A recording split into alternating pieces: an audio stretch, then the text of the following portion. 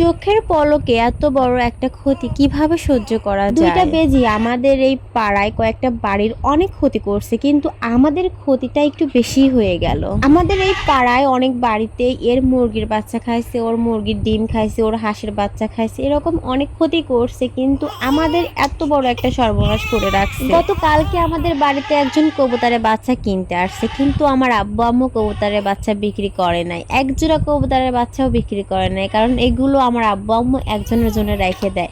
মানে সে ফ্রিজের মাছ গোস্ত একদমই খেতে পছন্দ করে না, এই জন্য তার জন্য রেখে দেয়। আর আমার আব্বু 2 দিন পর পর তাকে ফোন করে আসার জন্য, কিন্তু সে আসে না। আর কবুতরের বাচ্চাগুলো আমাদের খাওয়া হয় না। যদি সে আসতো তাহলে হয়তো 3 দিনে কবুতরের 6টা বাচ্চা রান্না করে আমরা সবাই মিলে খাইতাম। আমিও যেহেতু অসুস্থ, কিন্তু সে আসে না জন্য কবুতরের বাচ্চাগুলো জবাই করা হয় না।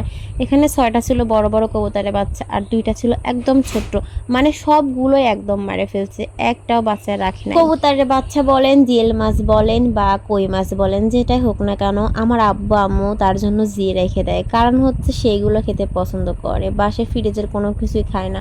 কিন্তু আসলে সবাই তো সব ভালোবাসা নিতে পারে না, বা সবাই তো সব ভালোবাসা বোঝে না। কবুতরের বাচ্চাগুলোকে যে বেজি মেরে ফেলছে, এটা নিয়ে আমার আব্বু আম্মুর তেমন বেশি আফসোস নেই, কিন্তু যার জন্য রাখছিল সে আসলো না, তাকে ফোন করলো সে আসলো না, সে খাইলো না, এটা নিয়ে আমার আব্বু আম্মুর বেশি কষ্ট, বেশি আফসোস। মানুষ মাত্রই ভুল, মানুষের দেখার মধ্যে ভুল থাকে, মানুষের শোনার মধ্যেও ভুল থাকে। আর যদি আমার খারাপ কিছু করার ইচ্ছা থাকতো, বা আমি যদি খারাপ কিছু করতাম, তাহলে সেটা আমি সোশ্যাল মিডিয়াতে এসে দেখাইতাম না, বা সোশ্যাল মিডিয়াতে কখনো ছবি ভিডিও আপলোড করতাম না।